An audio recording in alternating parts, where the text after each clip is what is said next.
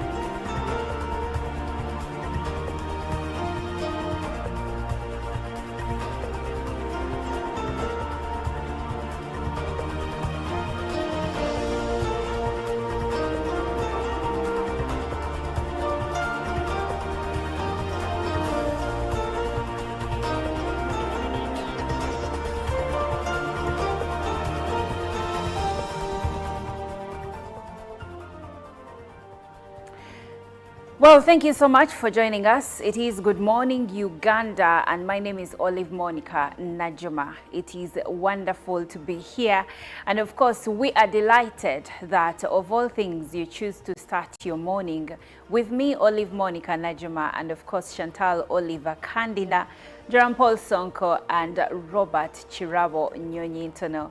Thank you so much for keeping it Uganda Broadcasting Corporation. We are coming to you live from our studios at Nile Avenue. Now, I know that for the most part, most of us are grappling with the heat wave that we are facing right now. Yesterday, we were at as high as 34 degrees. And of course, in some places, it was rumored, like Soroti, it was rumored to have been at 45 degrees Celsius. I'm not sure about that, but I was seeing that being peddled on social media. It goes to show you how much of a heat wave we are facing as about now. Now, countries like Zambia are actually in an even more dire situation because they have crops that are dying. It is supposed to be the rainy season in Zambia right now, but their president says that the crops are dying, and of course now they are facing food insecurity. But not only that, they are also facing food energy insecurity because 80% of the power they use is hydro-generated. That is what Zambia is facing. But also here, neighboring South Sudan sent children back home for at least 2 weeks because the situation back in South Sudan is incredibly terrifying, so to speak. And of course, I don't know if you saw a footage of a video of someone who apparently fried an egg under the scorching sun. Now, if that is not a heat wave, I don't know what else is. So we are advised to ensure that we wear light clothing, hydrate as much as we can so as to not suffer heat stroke and other heat-related illnesses. So take care of yourself, make sure that your health is in good condition, make sure that you hydrate. Medics are saying that you can take not less than 2.5 liters of water a day, and that is the minimum. So if you can take even more, please ensure to do that. Well, I'll go back to the team and check on them. Good morning, Chantal Olive. Good morning, Olive. How are you today? I'm great. How are you? I'm very well, except for the heat that is rather uncomfortable. But I guess we should brace ourselves because according to research and what we are anticipating, this year, still July, the month of July is likely to be the hottest to ever be recorded in history. And please don't forget that even last year, July was the hottest month that had ever been recorded in the time. So let's brace ourselves. Please dress light, decently light, and hydrate. And yesterday I was also reading about some of the symptoms of, you know, how to know that you're dehydrated. One, the frequency in urination reduces however much you're taking the water. Of course, there is the too much sweating and a number of other things. So that means for the ladies that love to use sunscreen, if you're going under the sun, please use some sunscreen. Then drink a lot of water, eat a lot of fruits.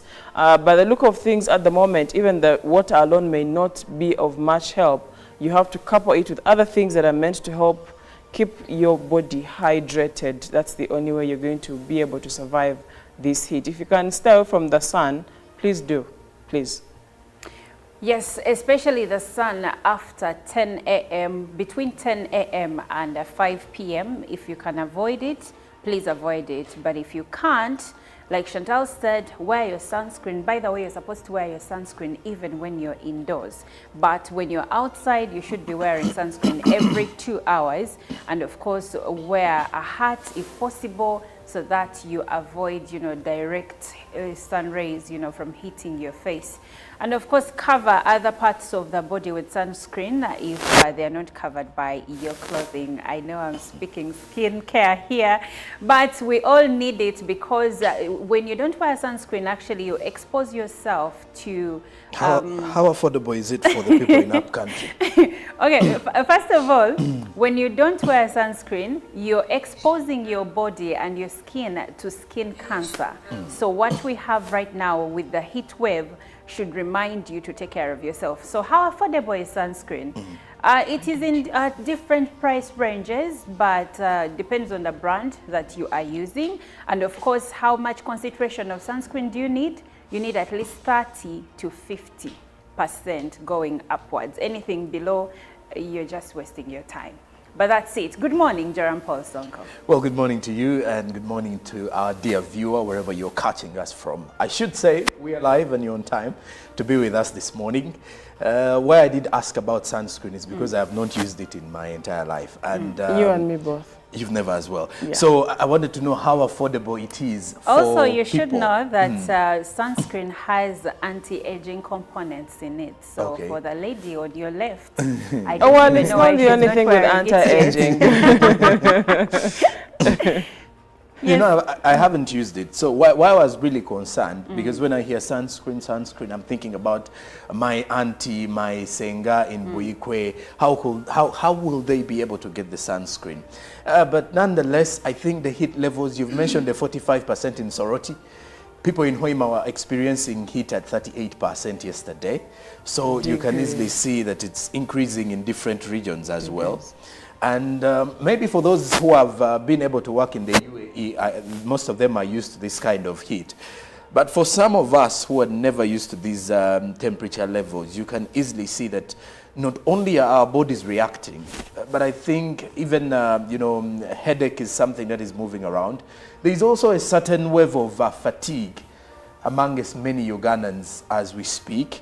But that I don't want to highly contribute it to or push it to the current heat waves. It has more contributing factors of the same. But, well, when you look at whatever is happening, besides the heat, there is also heat in our political space. So when you look at... So it's hot everywhere. It's hot everywhere. What hot about financially? The finances are becoming difficult as well. So. And Jerome Paul, I like that you mentioned the heat in our political space. Yesterday, I saw a clip where the Member of Parliament for Remiaga, that is Honorable Theodore Sechikubo, was asking the Speaker of Parliament to allow for a debate regarding the Parliament exhibition, to which the Speaker reiterated by saying she will not respond to hearsay and rumors. But now, political activists are saying the Speaker should not have blocked that debate, that she should have let it happen and just offer guidance so that we have an open discussion regarding the same. What do you think about that? I think she should accept for this debate, because what we are seeking for lately in governance levels is transparency. So we wish to know which side of the coin our politicians choosing. Are we going to have a balanced debate where people are sharing opinions that the world wants to hear, or are we going to be seeing or hearing stories of, well, these are allegations and the like? Because the reason as to why many Ugandans are calling out for such debates and as well as for clarity, it is because of these ongoing allegations, and the allegations are continuing. So unless we put to bed these allegations, and the best way is for the members of parliament to come out and defend themselves, or to clearly show us that these are allegations, and clearly hear same messages that we are hearing on WhatsApp and everything. But nonetheless, we would wish for this to be an open debate, one of which many Ugandans would even want to watch live on UBC. Live on UBC. And yes, that's what we do. We bring you live broadcasts from Parliament, from the commissions, from everywhere. As long as it's happening on a national level, we are going to broadcast it. Good morning, Mr. Chirabo Robert. A lovely morning to you, Lady in Black, and viewers. Thank you so much for waking up with us this lovely morning. Well, I've been listening to you people talking about heat, wear sunscreen, and I'm like, never know. Sunscreen now to average Ugandan. You talk about sunscreen, it's not something that they can easily get. But I think for me about this heat, my major concern is for the farmers. You know, March is our main rainy season. Ideally. And most of the farmers wait for March to plant. Remember, we depend on rainfall-fed agriculture. Now, with this scorching sun, this heat, that means, much as you're talking of sunscreen, then food prices are going to go up because our farmers are not going to plant because we depend on rainfall-fed agriculture and it's not raining. Therefore, a time to come, we will have food prices hike, where a bunch of matoke may even go up to 50,000 because food will be scarce. And remember, our population increases so fast, and very few people are now in agriculture. Most people are moving to urban areas, and in urban areas, they're not cultivating. We don't have many people in commercial agriculture that are using irrigation. So for me, that is my worry. You know, you guys, we are here because you know you're going to have something to eat. But if someone can't afford what to eat, food will increase levels of criminality. Crime will increase definitely. You know, there's so much that food has power for so many things. So that is my only worry. At such a point, how do we intervene? Government, can you identify these farmer groups and provide irrigation? There are various types of irrigation. At such a time, they may not necessarily be those big irrigation schemes, but these simple pumps and then the propellers to have the water there. Otherwise, for me, that is where I'm sensing a danger. That this is our main season. Soon you see animals, the cows are not giving enough milk because the grass is already dry. So the situation is not that very good. And at a time when you even have foot and mouth disease. Now for me, I'm smelling a rat in the near future. Well, is it the time for us to now think about mechanization of agriculture?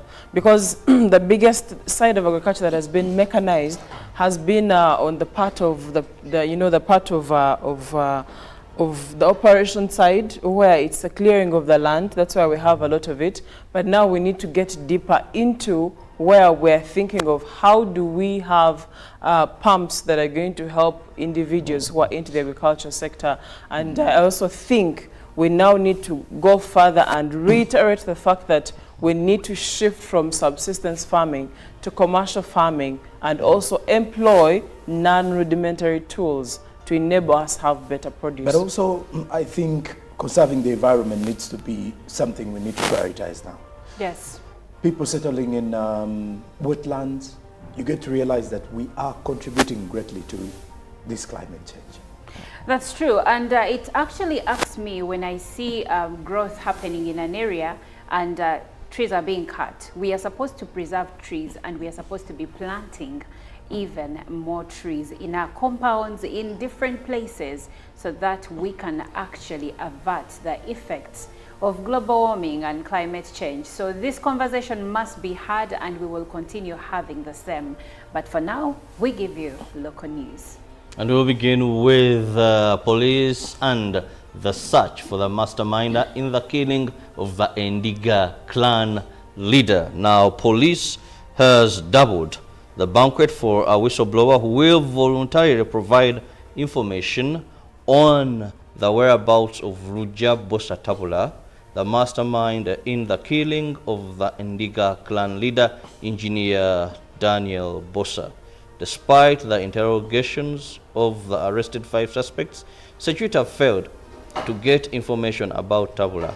Upon the failure to get the information about the masterminder of the Ndiga clan murder, Police Directorate of Crime Investigation doubled from 10 million to 20 million Uganda shillings. This is intended to attract anyone with information concerning Luja to avail it to police.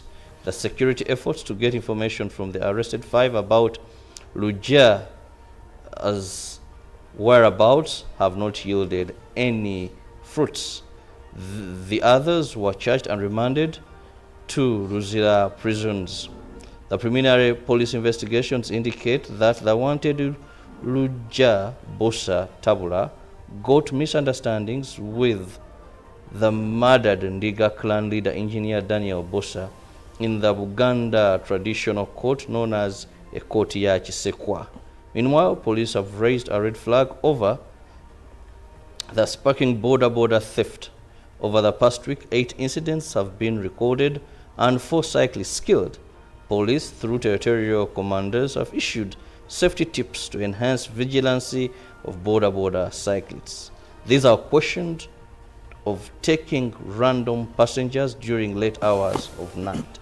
At the Busia border, police are investigating circumstances under which a 13-year-old juvenile was shot during an operation of URA customs officials and UPDF. In Kampala Metropolitan, Flying Squad carried out an operation against criminal gangs and arrested 17 suspects on allegations of phone snatching. Away from that, the Supreme Court has convened a special session to hear 17 appeals related to cases involving murder, defilement, and aggravated robbery. The panel of 5 justices, including Lillian Tibatemwa, Pasi Tuhais, Stephen Musota, Christopher Madrama, and Catherine Bamgemerire. One of the prominent cases heard was the appeal filed by Bajira Ronald and Bosi Umar, challenging a death sentence they received for their involvement in a murder of Awan Ahmed Matovo. Evidence before court indicates that Bajira and Bosi were initially tried and convicted by the High Court in Bara for killing Matovo on 3rd June 2021, who had left home in Rampara to fetch firewood to boil tea. The deceased was accused of stealing a T-shirt. Gabiri Kasim is also appealing against his conviction for attempted murder and a 26-year sentence. Adupa Dickens is also seeking to appeal against his conviction and sentence as determined by the Court of Appeal. Nuagaba Fred is challenging his 26-year conviction for murder, which was handed down by the Court of Appeal. The criminal session is scheduled to run from March 18th to the 21st of March 2024. And moving on, Busia Security Committee has closed down Victory Nursery and Primary School after fire razed down a boys' dormitory in which 4 pupils died, 1 injured and property worth millions destroyed. As police investigations on the cause of the fire continue, police said the pupils died of suffocation. Police have identified the pupils who died in the fire incident as Magero James, P5, Muhammad Abdul Hassel, 9 years, P3, Obur John Richard, P4, and Adero Markov, P6. Bukedia South Police spokesperson Moses Jackson Mugwe told UBC that police is investigating the cause of the fire. Police preliminary findings indicate the fire started from outside the dormitory. The director of the school, Sende Lok, said he saw fire burning at a wide range and rushed to inform police that intervened. Some parents told UBC that they were shocked and appealed to security to investigate the cause of the fire. Some parents have collected their children from the school.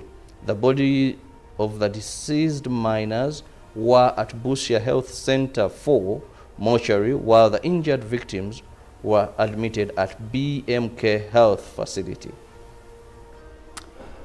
With barely a day to conclude campaigns for the Dokolo District Woman Member of Parliament by-election, candidates and party leaders are reaching out to residents for votes. Campaign teams are spending less than an hour per venue in an attempt to cover more venues. Forum for Democratic Change Party has campaigned in 6 venues in Bata and Okwalongwen sub-counties and Dokolo Town Council, while Uganda People's Congress also campaigned in 3 sub-counties including Okpongodul, Kangai and Adekinino. Most candidates are coining messages around improving livelihoods, education, health and protecting the rights of fishermen making a living in Lake Kwania that stretches from Kwania district to Dokolo. Party presidents including Jimmy Akena of Uganda People's Congress, Robert Chagulanyi Sentamu of National Unity Platform Party, and Patrick Amuria Toboy of Forum for Democratic Change Party have since been in the district campaigning for their flag bearers. Meanwhile, campaigns end today with President Yoweri Kaguta Museveni expected in the district to campaign for the NRM candidate Janet Rose Adong Elau. Well, that ends our news in the local segment, but we still have more on the international scene, and Chantal Olive will give us that. Now, internationally, Port-au-Prince is in panic mode, and a friend of the Haitian capital texted. Residents of Pensionville, the wealthier area of the city, are shaken after their most violent day so far in the country's spiraling security crisis. More than a dozen bullet-ridden bodies lay in the street, the victims of the largest gang rampage. As well as early morning killing spree, the home of a judge was also attacked. A clear message to the country's elites vying for power. All this in what is supposedly the safe part of town. UNICEF's Executive Director Catherine Russell has called the situation in Haiti horrific and likened the lawlessness to the most apocalyptic film, Mad Max. Suddenly, the latest violence in Port-au-Prince is a reminder, if any were needed, that Haiti remains closer to anarchy than stability. In that malaise, the UN has also estimated because of the closure of so many hospitals in the capital, some 3,000 pregnant women were at risk of having to give birth with no maternity care. Away from that, Donald Trump cannot find a private company to guarantee the $464 million he has been ordered to pay in a New York civil fraud case. The former president must either pay the full amount in cash or secure a bond in order to continue his appeal. Mr. Trump said that securing the bond of that size was practically impossible. He faces the prospect of some of his real estate assets being liquidated unless he pays up. For a fee, a bonding company would guarantee the full amount to the New York court. They would then have to pay it if Mr. Trump loses his appeal and cannot do so himself. In his statement, Mr. Trump said that the bond he was asked to pay would be impossible for any company, including one as successful as his. The bonding companies have never heard of such a bond of this size before, he said. Mr. Trump's team spent countless hours negotiating with the largest insurance companies in the world, his lawyers wrote in a court filing. Now, coming back to Africa, all schools have been ordered to close in South Sudan as it prepares for a heat wave in which temperatures could reach an exceptional 45 degrees Celsius or 113 degrees Fahrenheit. Authorities said children should stay indoors and the extreme weather could last for at least 2 weeks. Deaths related to excessive heat have already been reported, officials said on Saturday last week. Residents in parts of the capital, Juba, sweltered without electric fans on Monday as the heat sparked power cuts. The streets of Juba, home to over 400,000 people, were largely quiet in the afternoon as local media reported temperatures of 41 degrees Celsius. It is exceptionally early for South Sudan to experience such heat. Temperatures often exceed 43 degrees Celsius, but only in the summer months, according to the World Bank's climate change portal. And lastly, the North Atlantic Treaty Organization Secretary, that is General Jens Stoltenberg, stressed on Sunday the need to fight global warming and called climate change a crisis multiplier with implications for global security. He made the remarks during a news conference in Azerbaijan's capital Baku with President Ilham Aliyev, whose energy-rich country is set to host the 29th United Nations Climate Change Conference, or COP29, in November. Praising Azerbaijan for its important role in delivering natural gas to key NATO allies, Stoltenberg said the challenge is that the world needs energy, but at the same time we need to fight global warming. We need to reconcile the need for energy and environment, he said, adding that climate change matters for security, matters for NATO. Climate change is a crisis multiplier, and we see the effects of climate change all over the world, the Defense Alliance chief said. Now that's it for climate news and what is happening in the world. Well, thank you, Chantal. And before Jerome Paul takes us to the press review, we join the voices and we send our heartfelt condolences to Kenyans, where they are mourning a veteran TV journalist, Rita Titina, who was found dead at her home in the capital, Nairobi, on Sunday. Her colleagues at NTV said she was expected to be on duty on Sunday, but failed to show up, prompting a wellness check in her house where she was found unconscious. And a police report said no physical injuries were found on her body. Titina's sister told the police that the journalist was epileptic and had been suffering severe fever in the past week. Titina was known for her captivating news features, some of which left the country gripped. And among those that sent their condolences is Kenya's President William Ruto, but also opposition leader Raila Odinga. May her soul rest in peace. Well, now we delve into the press review. Well, starting it off with the New Vision this morning, row erupts over 280 billion shillings veterans pay as President holds compensation of ex-servicemen due to wrong beneficiaries.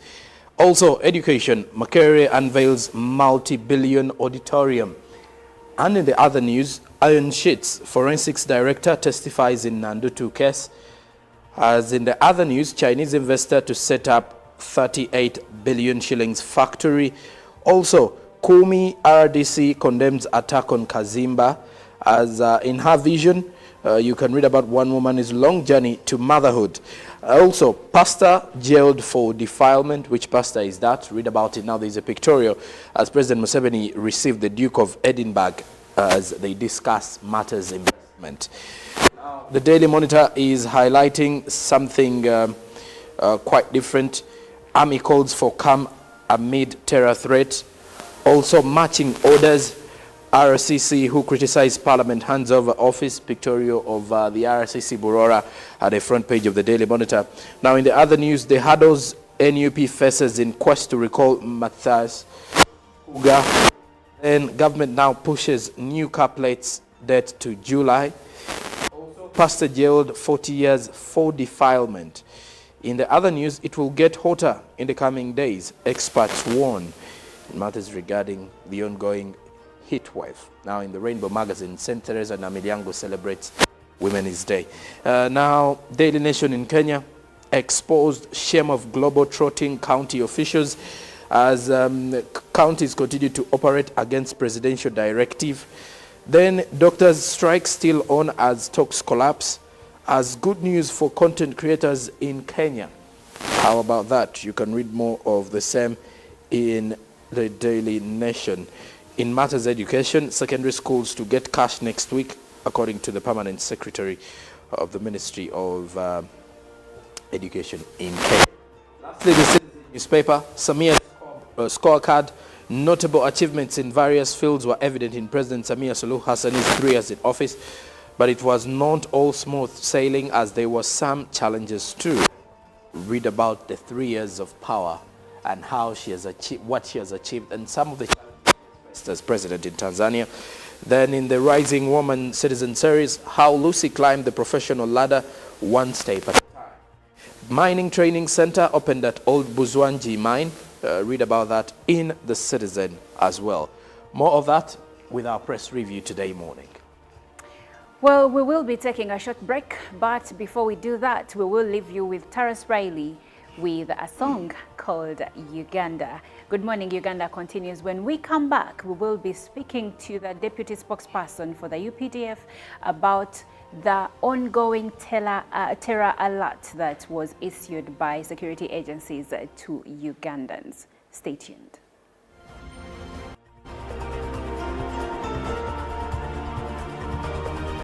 And Robert Chirabo Nyonyintono. Thank you so much for keeping it Uganda Broadcasting Corporation. We are coming to you live from our studios at Nile Avenue. Now, I know that for the most part, most of us are grappling with the heat wave that we are facing right now. Yesterday, we were at as high as 34 degrees. And of course, in some places, it was rumored, like Soroti, it was rumored to have been at 45 degrees Celsius. I'm not sure about that, but I was seeing that being peddled on social media. It goes to show you how much of a heat wave we are facing as about now. Now, countries like Zambia are actually in an even more dire situation because they have crops that are dying. It is supposed to be the rainy season in Zambia right now, but their president says that the crops are dying, and of course now they are facing food insecurity. But not only that, they are also facing food energy insecurity because 80% of the power they use is hydro-generated. That is what Zambia is facing. But also here, neighboring South Sudan sent children back home for at least 2 weeks because the situation back in South Sudan is incredibly terrifying, so to speak. And of course, I don't know if you saw a footage of a video of someone who apparently fried an egg under the scorching sun.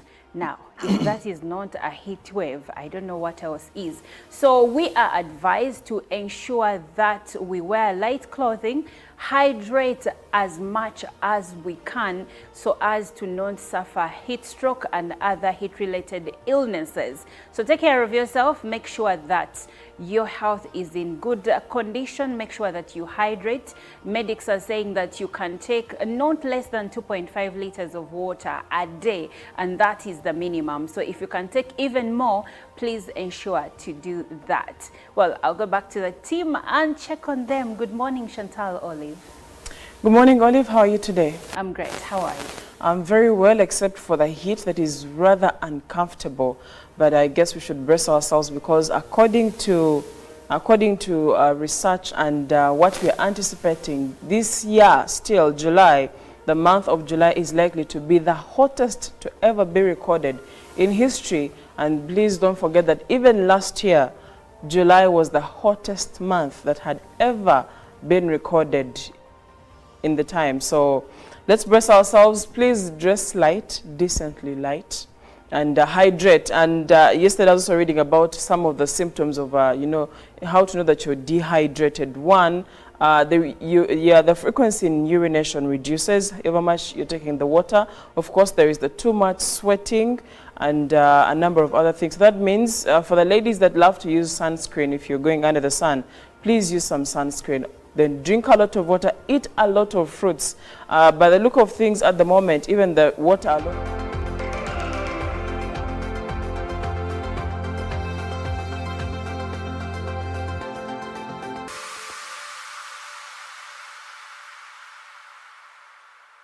Was brought to you by MTN Momo Pay is the easy way to pay. Dial star 165 star 3 hash or use the MTN Momo app. You don't need cash. MTN Momo Pay is safe and free.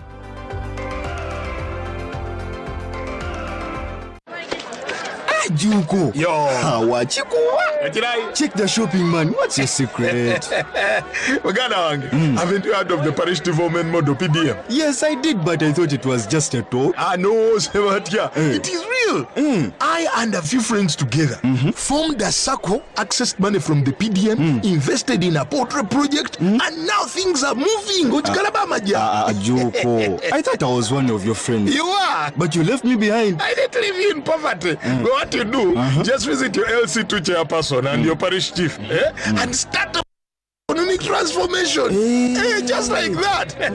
The parish development model is an initiative from the government of Uganda through the Ministry of Local Government designed to transform all lives of Ugandans for the better.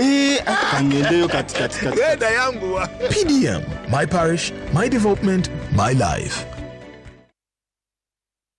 Nyati Motion Pictures brings you Tuko Pamoja, a documentary film about our unity as Ugandans and Africans. Bunyoro would have simply created an East African community that we are looking for. The rulers of Bunyoro are actually Luos. We people who live across the are so related from our myth or from just the Nile. We are the same people, and genetically we are even the same people. We are similar people. We are one. Pamoja, we are one. Use that word, pamoja.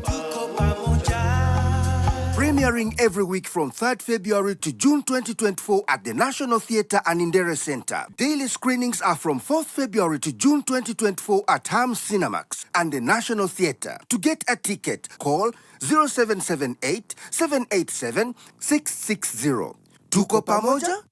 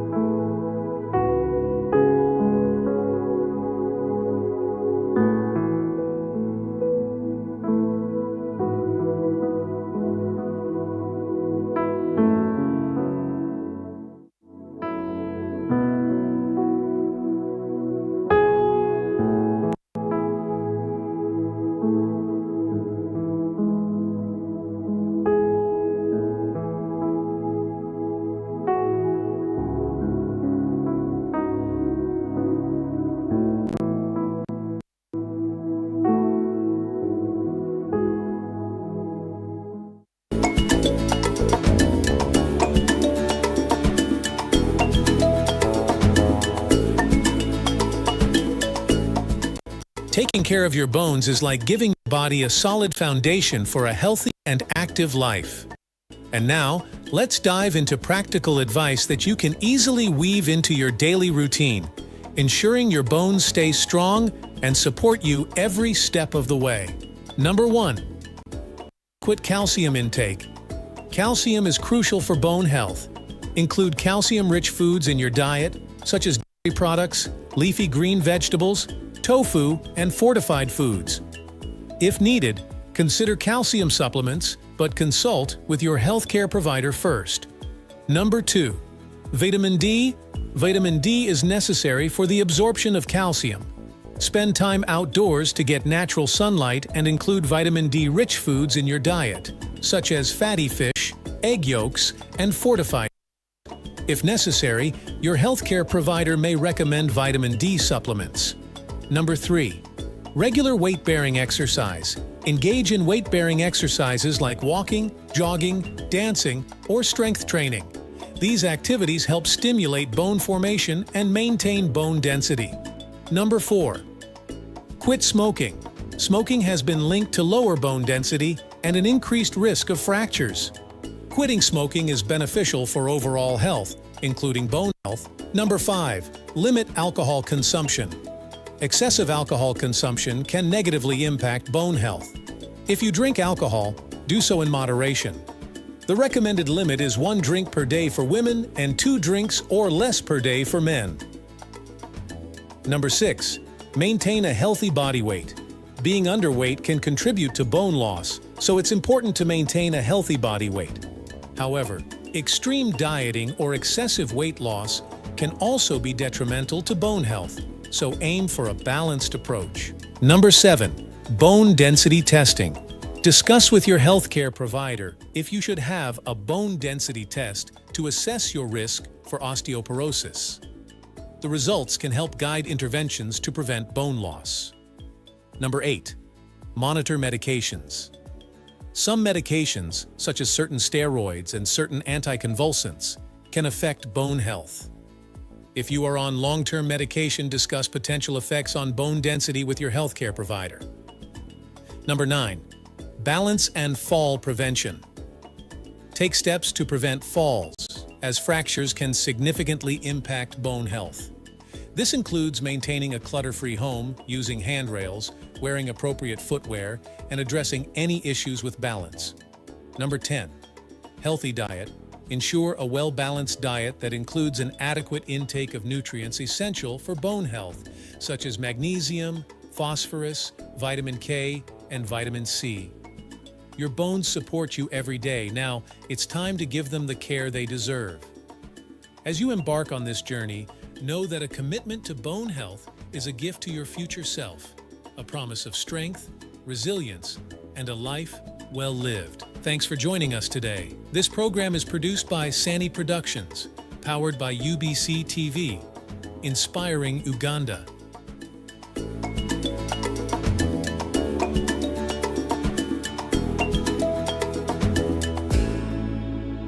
A new dawn on Behind the Headlines with me, Timothy Nyangweso. Every Wednesday, live in our studios in the heart of Kampala. We have conversations that have analysis, explanation, but not every truth is fact, and not every fact is truth. Every Wednesday, 10 p.m. on your public broadcaster.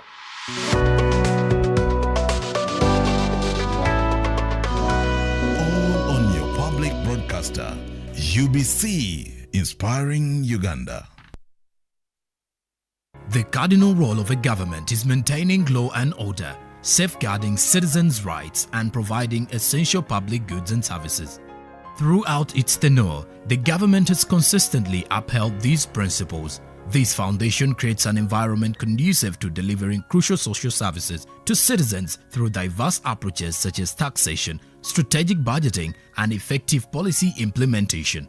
A transformative education system, advancing healthcare provisions, enhancing social welfare, and propelling infrastructure growth, all of which continue to evolve daily to cater to the population's expectations. Supported by a meticulously organized network of ministries, government remains committed to serving its citizens. Coming soon on your public broadcaster, The Front Bench, your interface with the government every Monday at 8:30 p.m. with Joram Paul Sonko, only on your public broadcaster, UBC, inspiring Uganda.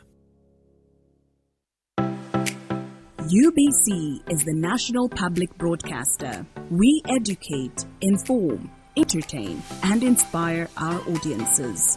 You can watch us on free-to-air channel 001, DSTV channel 282, GoTV channel 371, Star Times channel 201, Zuku TV channel 20, and Azam TV channel 350. Even when your subscription expires, you can still watch UBC for free on your pay TV platforms. 107.3 Kampala, 96.9 Mbale, 95.7 Jinja, 98.6 Soroti. You are all covered. UBC Mutego.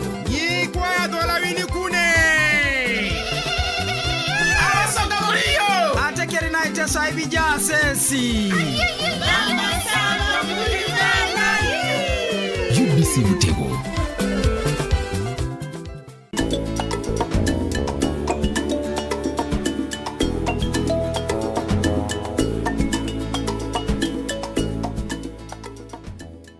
Dealing with bloating and stomach discomfort can be a challenging and uncomfortable experience. Whether it's post-meal discomfort or that pesky bloated feeling, finding relief is a common goal for many individuals.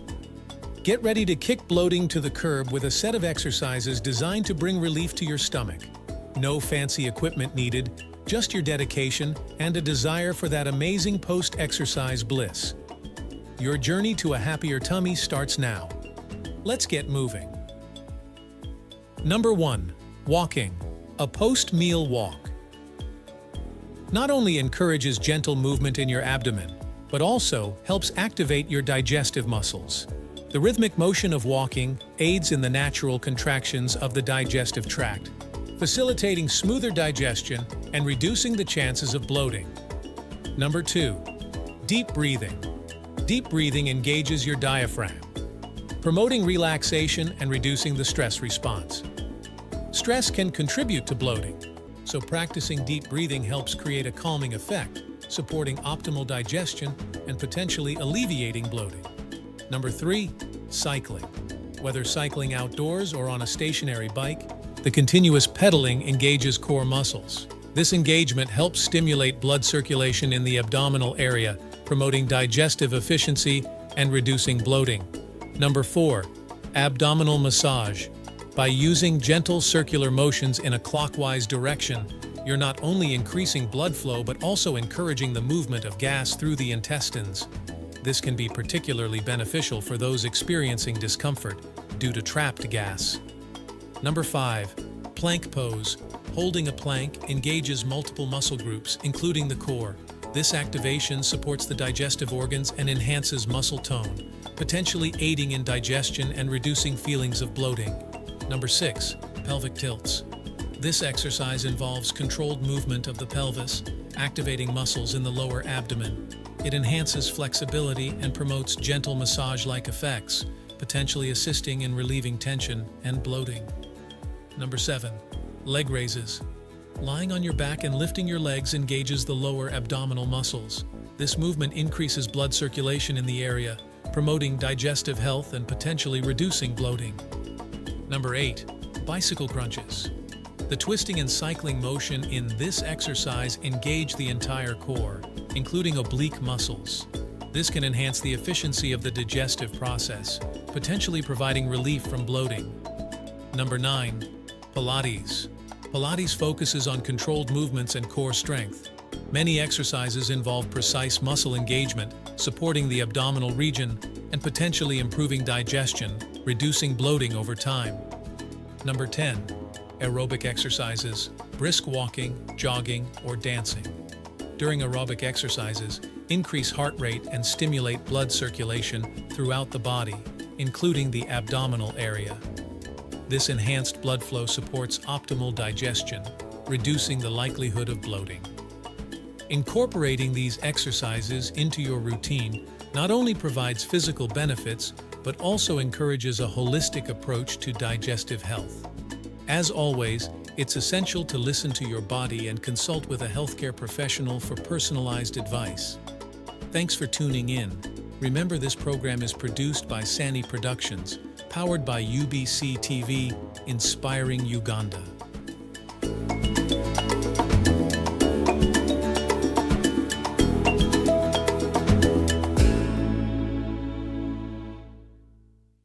Live from UBC Studios in Kampala. This is Good Morning Uganda.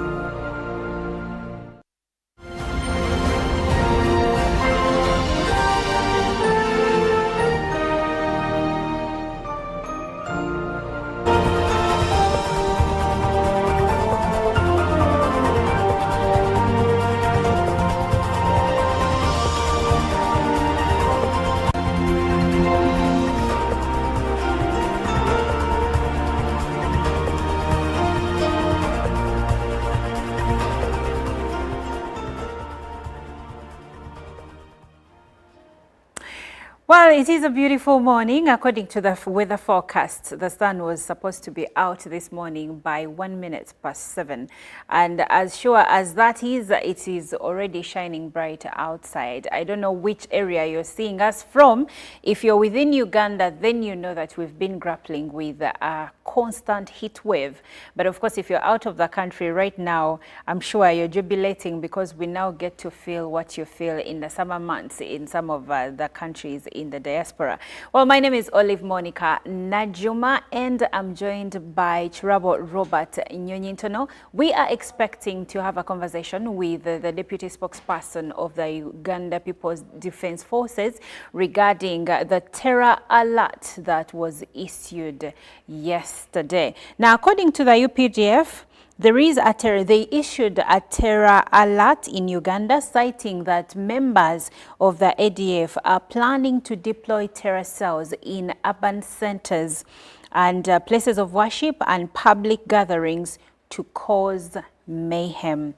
Citizens are urged to remain vigilant, identify and report any suspicious individuals or packages to prevent becoming victims. Now, we have had terror alerts being issued out in the country a couple of times. Even last year, I remember there was a plot to hit places of worship, but the UPDF and other security agencies were able to avert that and what do you call it? Not detonate, when the bomb, when they stop the bomb from going off. They were able to prevent them from exploding. Exactly, that's what happened. But now we have a new alert on our hands, and reports say that we have ADF individuals that have already infiltrated and entered the country coming in from DRC. So that paints a rather dark picture for the country. And of course, that means that as Ugandans, we all have to remain extremely vigilant. Now, as we wait for the deputy spokesperson of the UPDF to join us, Chirabo, when you hear about these terror alerts, in your own opinion, what is your assessment of the terrorism threat posed by ADF currently? The uniqueness here, I would say, is that when the army says there are remnants that have infiltrated the country, that have entered the country, that may cause a little bit of an alarm. But we must also remember that these ADF cells have always lived and been with us in this country still. That's true. That is why most of the times we've seen, though CMI, sometimes ISO and others may not come to the media, but we've seen a number of people arrested with evidence of improvised devices that are used in making these explosives. And you'll hear they have gotten a group in Chitoke or in Katoke, they have gotten these in Seguku, they have gotten these. They have been having this equipment. So it means they have been around. It just calls for Ugandans to be vigilant, because it's not the first time. Government has for a long time tried its best to ensure that this doesn't happen. So for me, I would simply say there is no need for alarm. Ugandans just have to be very vigilant and cooperate with security forces, because these are people that live within us, that stay with us, and sometimes we know them. And in fighting terrorism, it's all about the eye and informing security personnel, and I can guarantee we've been here before, we've defeated terrorism, and I'm very sure we shall still defeat terrorism and these threats if we cooperate with security agencies. Well, we are going to take a short break, and when we come back, we will be speaking to Colonel Deo Akiki, the deputy spokesperson of the Uganda People's Defense Forces.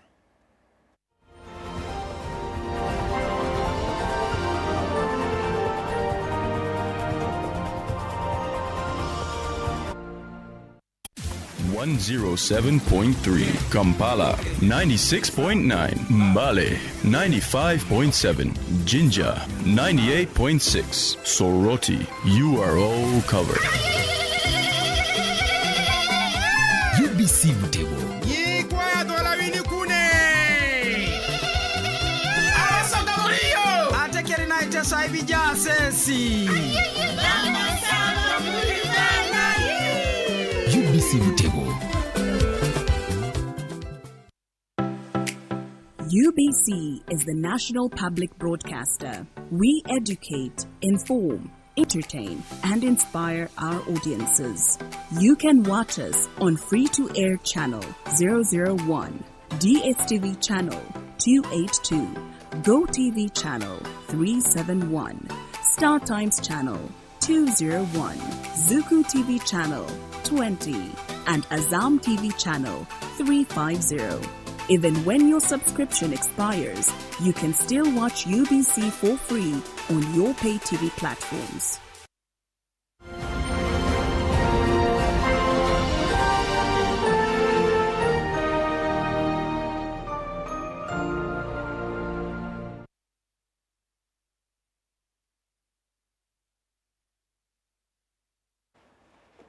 Thank you so much for sticking with us. Earlier on, we were speaking about the new terror alert that was issued by the Uganda People's Defense Forces.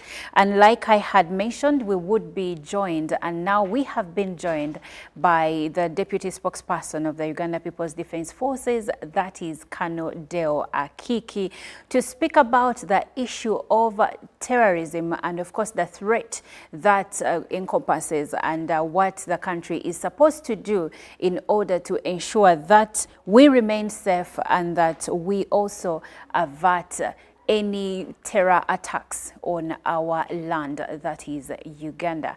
My name is Olive Monica Najuma, and with me is Colonel Deo Akiki. Good morning. Good morning, Olive. Good morning, viewers. Well, thank you so much for joining us. We have been waiting for you. My apologies.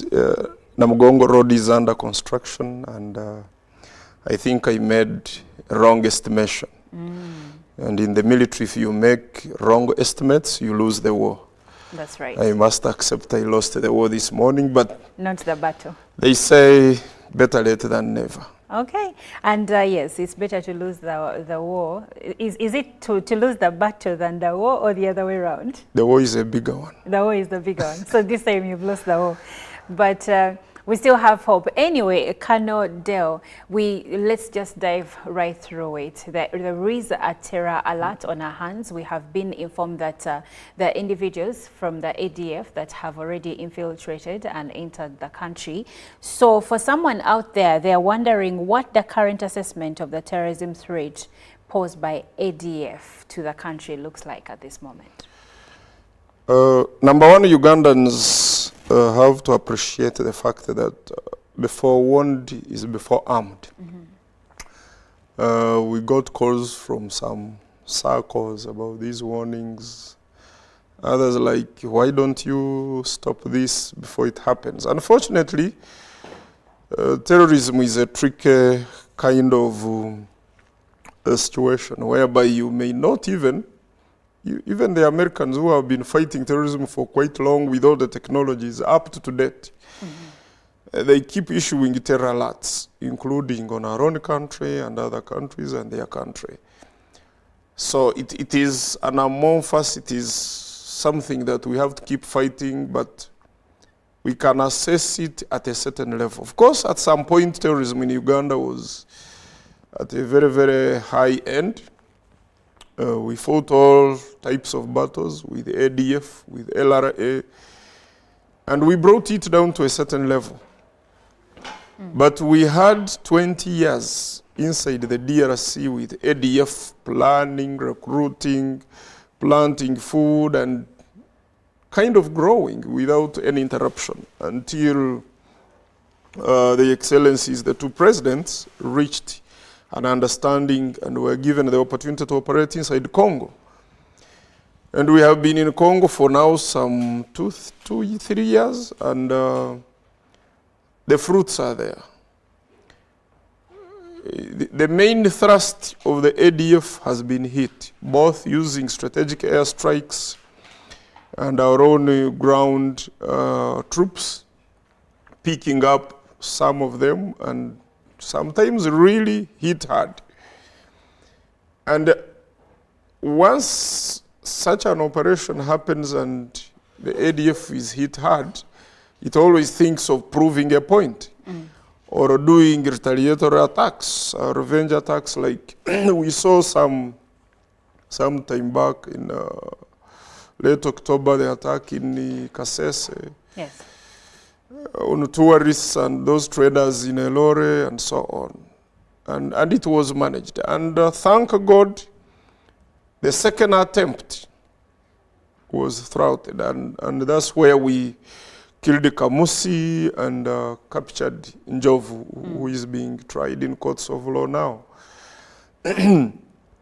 This time round, our intelligence is giving us an earlier warning that, yes, there is this attempt, because every time we keep trying to see what these guys are planning, what is their move, what next, so that we do all possible to avoid what happened before.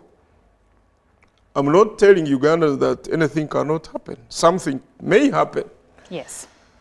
But we are not saying that it should happen.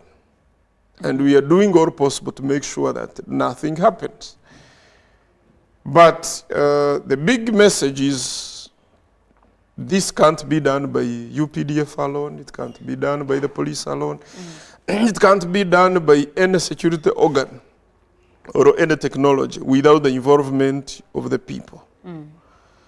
Once the people are vigilant, then the security is vigilant. Our eyes are with the people, supplemented by technology that we use, supplemented by the training we have, supplemented by the numbers we have. But as you know, we can't have it all. That's right. So the big message is the people must be with us in all of this. And they have done it before. And we have always succeeded because of the people. That's true. You know, with all things being said and done, we know that terrorists are also now evolving in their tactics. And one wonders how the UPDF is responding to the evolving tactics by and strategies by terrorists that are now trying to again infiltrate our country. Actually, terrorists have not changed much of the tactics. The tactics they are using are the usual tactics they used during the attack in Kichwamba, the bombing, different bombs thrown in Kampala. It's the same. Even if you look now, the main intention is to cause damage in places which are populated, like in churches, where they are gatherings, basically. And this has been their tactics. Ban schools, ban vehicles. That's how it has been. That's all about terrorism. There is no new tactics that they have used. The only thing they have done is now to stop, to keep operating in Congo, but do diversionary kind of operations by doing revenge attacks or trying to do revenge attacks on our soil. So they think your focus is in Congo? So Oh they yes, try to they divert think, you by but coming definitely our focus is, and once we hit them hard there, once we continue having that good collaboration with the DRC government and the forces there, we believe that at some one point, this group will be decimated. We may not know when, but at least we know how. And we shall keep onto that trajectory until ADF is no more. Okay. And now, speaking matters intelligence, in the beginning you said your intelligence informed you about this new development where the terrorists infiltrated our country. And I would like to know, what role does intelligence play in UPDF's counterterrorism operations? Well, intelligence is the biggest pillar we can rely on, especially when it comes to terrorism. Intelligence can be human intelligence, which we call human. Human intelligence, that means you can get information through humans. Yes. I come and I'm here and I say Olive is putting on a black dress with goggles, so if you see this lady, she's wanted. That is the information I have. The intelligence is to process that information into intelligence. Okay. And for that matter, actionable intelligence. And then we get to know that actually it is Olive that we want, and then deal with him. Not that is just a random human person intelligence, exactly. Okay. And then we have technical intelligence, whereby we can track down anything that we think is of value, get information and analyze it, and know that this is what we want. And this is what intelligence has just done, to know that actually among the group that started to plan this infiltration, there is one commander who has actually managed to infiltrate this country. We may not discuss how many they are, but at least we know an ADF commander, one of them has infiltrated the country, and we are on his foot. We are on his heels trying to make sure we get him killed or captured alive, and have his group destroyed before it does any havoc on our country. Okay, so I know that in most cases when there is a terror alert, or when you're trying to be on the heels, if I may borrow from your vocabulary, on the heels of terrorists, sometimes you work with other sister security agencies. And there is a question here on how the UPDF coordinates its operations, especially when it comes to coordinates with other sister agencies to ensure that we avert terror threats and make sure that terrorists are captured. Yes, all of you might have heard of something called JAT, Joint Anti-Terrorism Task Force. When you hear anyone to do with joint, know that all security agencies are involved. All of them. And each security agency, we have many security agencies, even up to the international level. But down here we have the police. Police has seats, counterterrorism police, which works alongside with our counterterrorism task forces and intelligence. We have both combat and normal intelligence.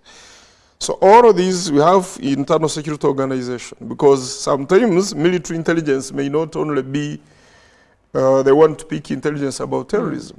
ISO picks intelligence about terrorism.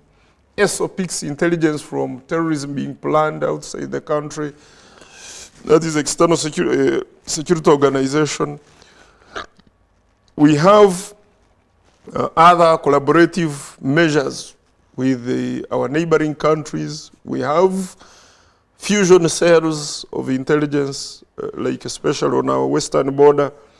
So all of these, whenever something is happening or about to happen, or we have information, come together and sit at the Joint Intelligence Center, called the JIC, to make sure that all of these, the cobweb is brought together and feeds into the center, and then we act. And that's how intelligence works. And even in this, where security agencies are jointly working together, we still have input from the human intelligence. The Olive, the rest of the population, the rest of the people in Uganda, who feeds into these intelligence organizations and forces, sister forces, to make sure at the end of the day, we protect this country. That's how much it takes.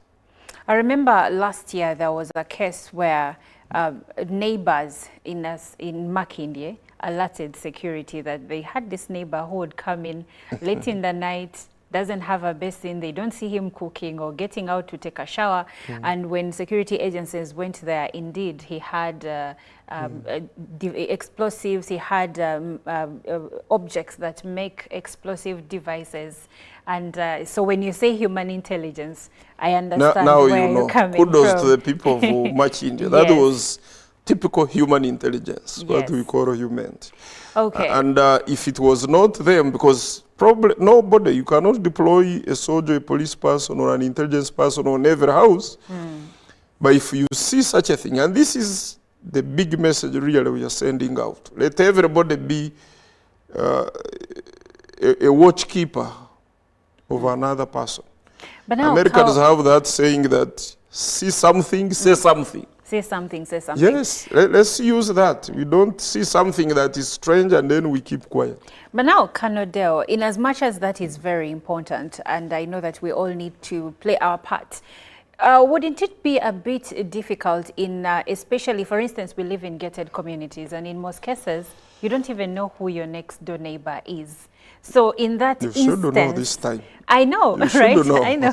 But in that instance, apartment buildings, you see the car coming in, you see it go out. How exactly am I supposed to actually know for sure that this person may be the bad apple that we are looking for? You see, this is why we should keep our culture. Culture is very important. The culture and the norms I was brought in is when I wake up, I greet the people around me. From greeting my parents, my siblings, to know how they slept. And when I move to the next house, I greet my neighbors. You should It's know a very neighbors. good culture. Yes. But now it reminds me of one of the countries I had gone for training, and I was in my apartment for a whole year. And you didn't know the only time I would meet the person in next door is in a lift, going down or coming up. To me, that was very strange, and we shouldn't be copying some of these habits. I know we live in the town, but if somebody living in the next apartment, sometimes you take a bother. You take a bother to say hi, to greet that person. You never know how that person reacts. And if you do it once, twice, thrice, and probably somebody ignoring you, then you have a question mark why. What are some of the Because telltale normally human signs? beings should be able to interact. That's true. But what are some of the this is telltale already this is already a cause of alarm. The person doesn't want to mix and mingle. And you, why? You put a question mark? We have different methods of knowing who this person is. When he's beyond you, please find the overlap and say, there's a person here, but I don't understand his or her methods of work and how he lives and where he works and so on and so forth, so that we come in and help you. We may not come to that person, but we can know what that person is doing. Okay, now that is upscale or suburbs, but now let's go downtown. Taxi parks. Are there any mechanisms that are being put in place to help people who work in these crowded places like Chikubo, like St. Valley Kudembe Market or Chibuye Market, any of these, to identify? Because sometimes I remember when we were told if you see someone holding a backpack, you're trying to enter a mall, they stop you from entering with a backpack. But when you go downtown to the taxi park, no one is going to stop you from entering with any backpack or any package. So how do we ensure, because these are some of the places that are maybe being targeted. And even, churches, some of them have security measures, but not all of them. So how best can we ensure that people in these places are safe, and how can they look out for the bad apples, if I may use that word? You see, you have mentioned it all. If somebody has a backpack, and you're suspicious of that backpack, but then make a follow through to a certain limit. Of course, you're not going to follow this person everywhere. Imagine assuming everybody is vigilant. If I saw somebody with a backpack here, then somebody else sees, then another person, then another person. It will be very difficult for this person to drop that backpack anywhere. Okay, I hear you on that. But when it comes to, for instance, downtown, if you're walking, let's say, along Kampala Road or Wilson Road, you're going to see a gazillion people holding these bags. So how am I supposed to identify and distinguish the terrorists? It's not you, Oliver, alone. I'm sure those carrying backpacks are not more than those not carrying. And not everybody carrying a backpack is moving suspiciously. Okay. You see somebody who is about to commit a crime, if I may delve into police work, you've had the situation whereby they say, I can actually arrest you if I suspect you're about to commit a crime. Somebody about to commit a crime, there is a way he moves, there is a way he will behave. So you will suspect that this person is something is wrong with this person.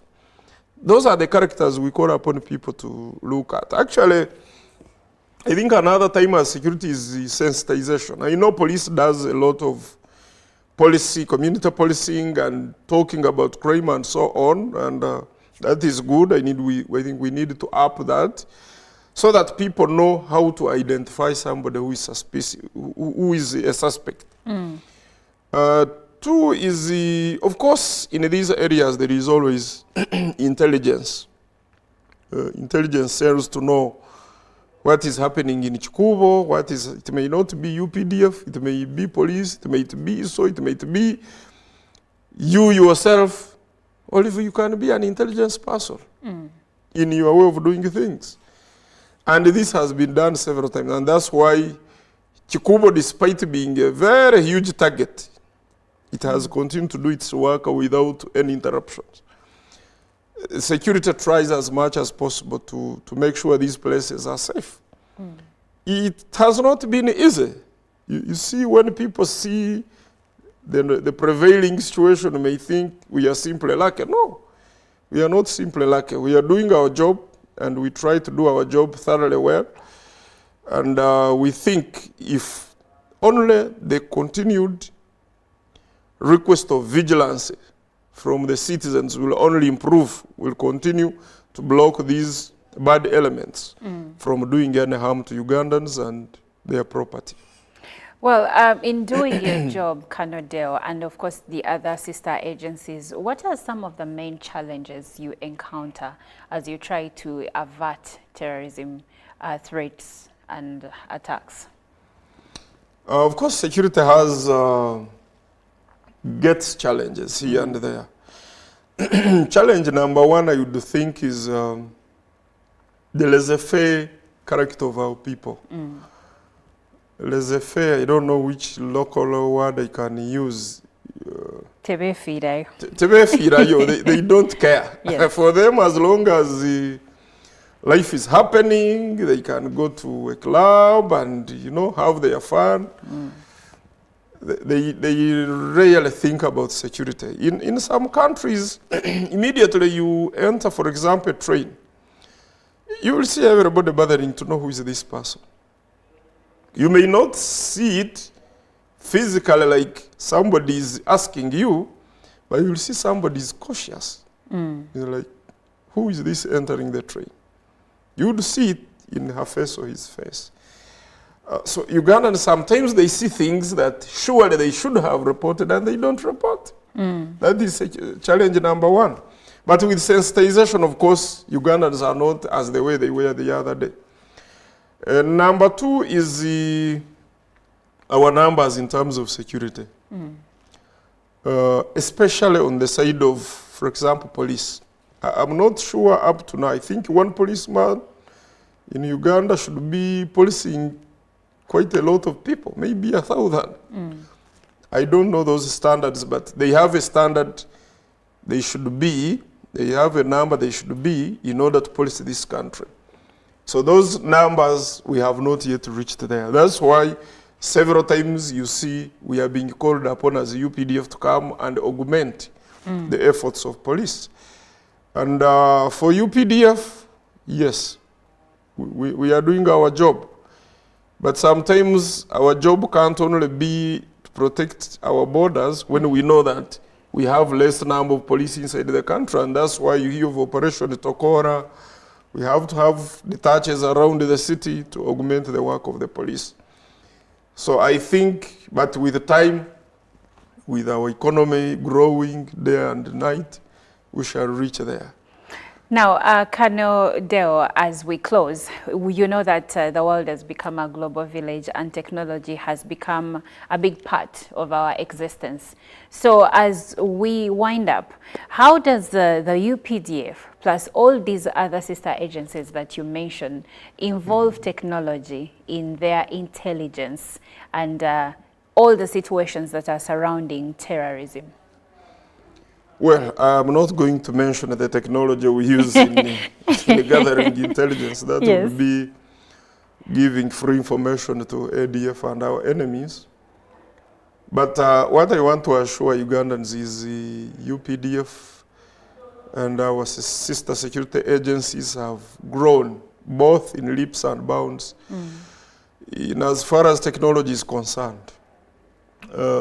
Let me talk about the obvious. Okay. The use of CCTV cameras. This is technology. Yes. And you know, it has quite eased the work of the police. It has eased the work of investigators.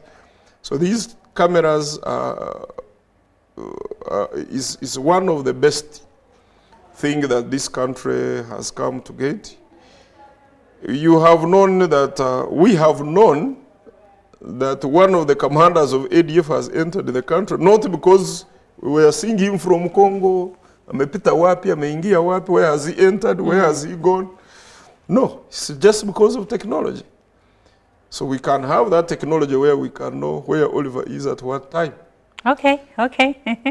Not bad at all. So as a Ugandan, this is the point where you should know that it is paramount for you to be vigilant, to look out for elements and objects that seem out of place. Don't touch them. Alert the security agencies. You never know. You can avert danger. And of course, like Colonel Deo Akiki, the deputy spokesperson for the Uganda People's Defense Forces, has said they're doing everything humanly possible to ensure that we don't have an attack on our hands, but they can't do it on their own. We all need to be a part of this venture to ensure that our country remains safe. Thank you so much, Colonel Deo. Thank you all for this opportunity. Thank you, the UBC management, for giving us always the time to inform Ugandans about security. Well, thank you so much for sticking with Good Morning Uganda. We still continue up until 9 a.m. So please do not change your channel. We still have so much more coming your way. For now, we will take a short break.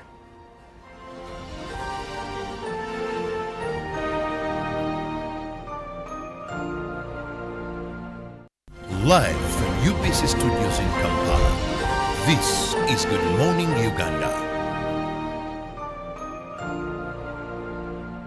The cardinal role of a government is maintaining law and order, safeguarding citizens' rights and providing essential public goods and services. Throughout its tenure, the government has consistently upheld these principles. This foundation creates an environment conducive to delivering crucial social services to citizens through diverse approaches such as taxation, strategic budgeting, and effective policy implementation. A transformative education system, advancing healthcare provisions, enhancing social welfare, and propelling infrastructure growth, all of which continue to evolve daily to cater to the population's expectations. Supported by a meticulously organized network of ministries, government remains committed to serving its citizens. Coming soon on your public broadcaster, The Front Bench, your interface with the government every Monday at 8:30 p.m. with Joram Paul Sonko, only on your public broadcaster, UBC, inspiring Uganda. Nyati Motion Pictures brings you Tuko Pamoja, a documentary film about our unity as Ugandans and Africans. Bunyoro would have simply created an East African community that we are looking for today. The rulers of Bunyoro are actually Luos. We people who live across the Nile, we are so related from our myth or from just the Nile. We are the same people, and genetically we are even the same people. We are similar people. We are one. Pamoja, we are one. Use that word, pamoja.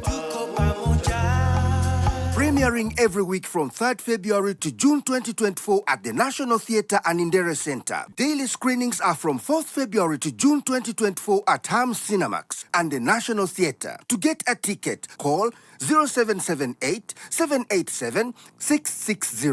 Tuko Pamoja? Live from UBC Studios in Kampala, this is Good Morning Uganda.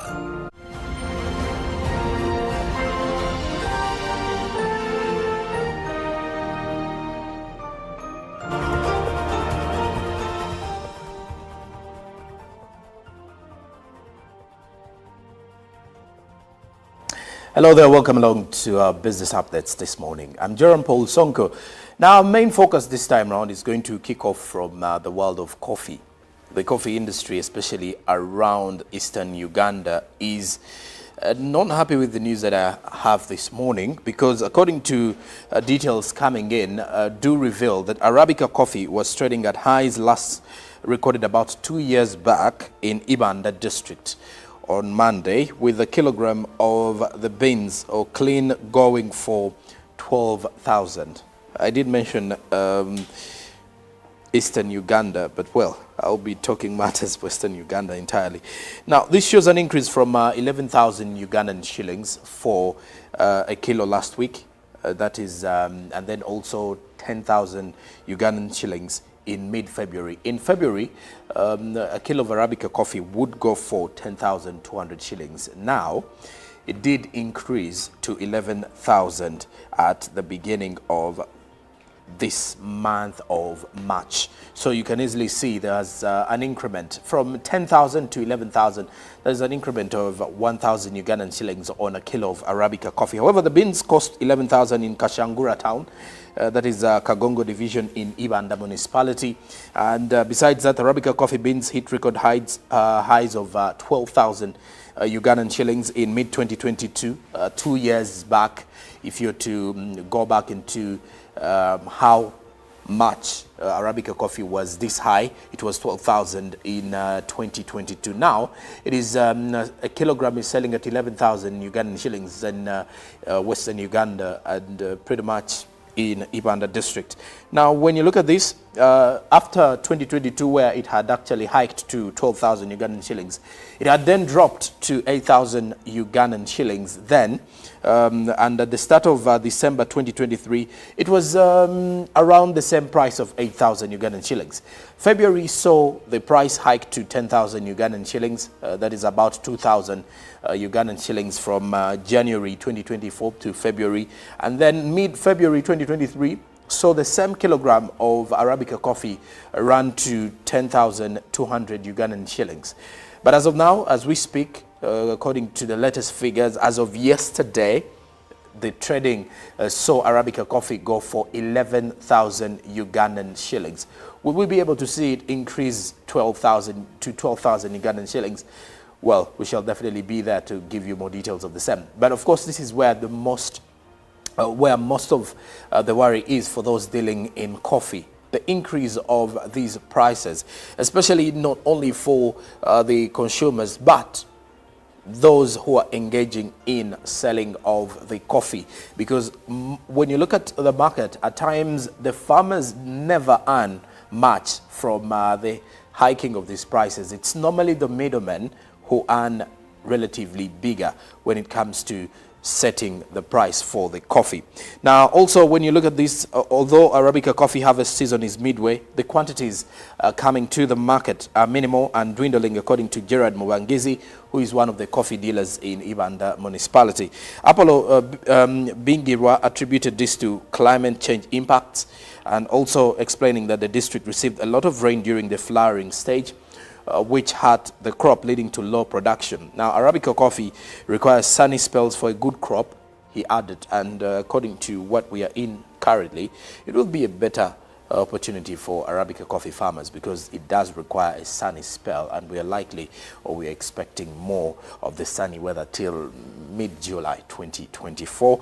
Meanwhile, Robusta farmers pocket 11,000 per kilogram in Uganda town, increasing from 10,700 last month. If you're to look at that, an increment of 300 shillings. The other for Arabica coffee was an increment of 800 Ugandan shillings from the same price, which was in mid-2024, this particular year that we are in. So when you look at that, it is actually at the same price, Arabica and Robusta, each a kilogram going for 11,000, though Arabica now increasing is something that had last been seen in 2022, where a kilogram of Arabica coffee was going for 12,000 Ugandan shillings. Now, away from the local scene, and the more of the worry is really into the climate change and how different farmers are coping up with the same. Let's get to the international scene to see what is making headlines from the world of business that side.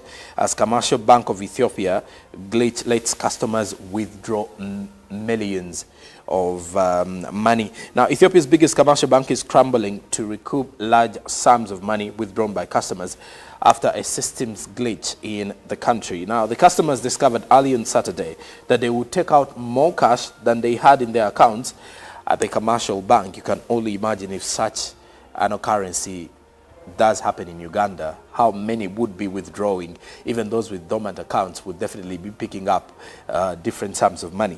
Now, more than $40 million was withdrawn or transferred to other banks, according to details coming in from local media in Ethiopia.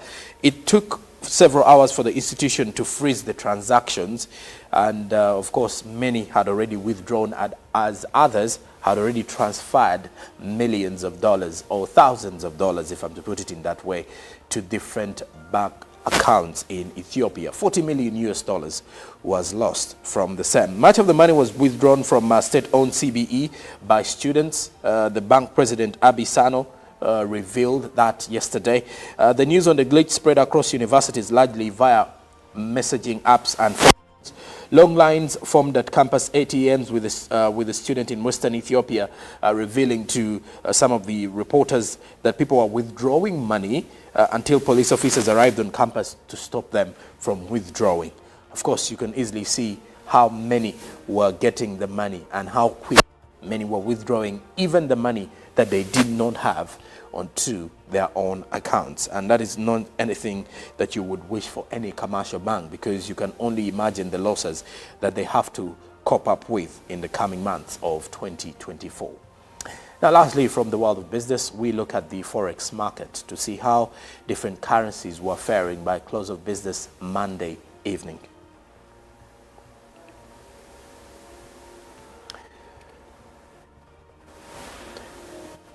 And looking at the US dollar, opening time saw the US dollar buy at 3,879.83, while selling was at 3,869.83. Closing time, the US dollar was buying at 3,879.46, while selling at 3,889.46. The euro was buying at 4,223.95, while selling at 4,234.84. As the Great Britain pound was buying at 4,940.10, while selling at 4,952.85. The Kenyan shilling was buying at 28.89 shillings, while selling at 28.97 shillings. And the Tanzanian shilling was buying at 1.52, while selling at 1.52 shillings. The South African rand, on the other hand, was buying at 206.82, while selling at 207.36. So that's how you will find the forex market this morning for those who are going to exchange some currencies or sell off different currencies into the Ugandan shillings. I'm Jerome Paul Sonko, and I'll be back tomorrow with more business updates here on Good Morning Uganda. Stick around though, because Robert Chirabonyonyi returns with the GMU agenda. Good morning.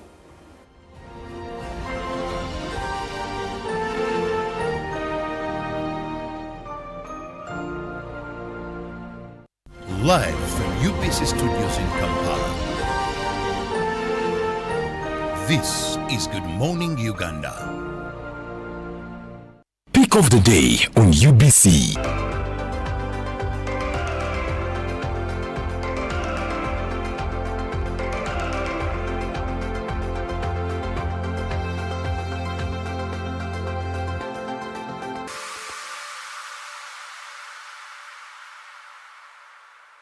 Was brought to you by MTN Momo Pay is the easy way to pay. Dial star 165 star 3 hash or use the MTN Momo app. You don't need cash. MTN Momo Pay is safe and free.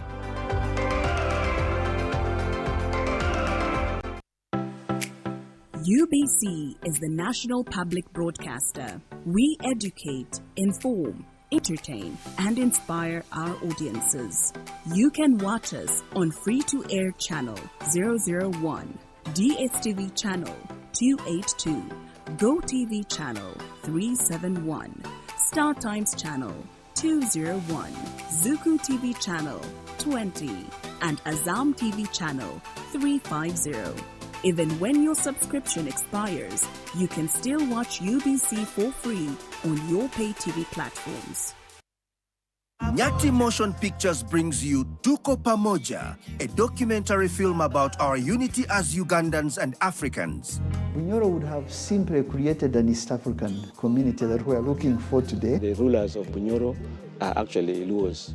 We people who live across the Nile, we are so related from our myth or from just the Nile. We are the same people, and genetically we are even the same people. We are similar people. We are one. Pamoja, we are one. Use that word, pamoja. Premiering every week from 3rd February to June 2024 at the National Theatre and Indere Center. Daily screenings are from 4th February to June 2024 at Ham Cinemax and the National Theatre. To get a ticket, call 0778 787 660. Tuko Pamoja? The cardinal role of a government is maintaining law and order, safeguarding citizens' rights and providing essential public goods and services. Throughout its tenure, the government has consistently upheld these principles. This foundation creates an environment conducive to delivering crucial social services to citizens through diverse approaches such as taxation, strategic budgeting, and effective policy implementation. A transformative education system, advancing healthcare provisions, enhancing social welfare, and propelling infrastructure growth, all of which continue to evolve daily to cater to the population's expectations. Supported by a meticulously organized network of ministries, government remains committed to serving its citizens. Coming soon on your public broadcaster, The Front Bench, your interface with the government every Monday at 8:30 p.m. with Joram Paul Sonko, only on your public broadcaster, UBC, inspiring Uganda. Live from UBC Studios in Kampala, this is Good Morning Uganda.